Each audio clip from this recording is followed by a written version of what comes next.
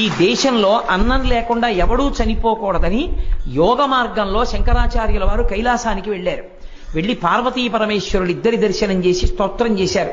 పరమేశ్వరుడు సంతోషించి 5 శివలింగాల్ని బహూకరించాడు. 5 స్ఫటికలింగాలు. ఆ 5 లింగాల్ని తీసుకొచ్చి శంకరాచార్యుల వారు 5 ప్రదేశాలలో ఉంచారు.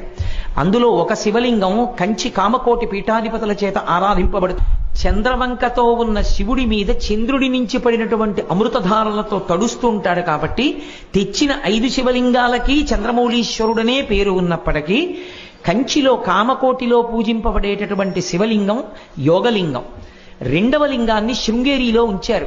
శృంగేరి పీఠాధిపతులు ప్రతిరోజు సాయంకాలం అర్చన చేస్తారు. శృంగేరిలో ఉన్నది భోగలింగం, నేపాల్లో ఉన్నది అక్కడ పెట్టినది వరలింగం, అలాగే కేదారంలో పెట్టినది ముక్తిలింగం, చిదంబరంలో పెట్టింది మోక్షలింగం.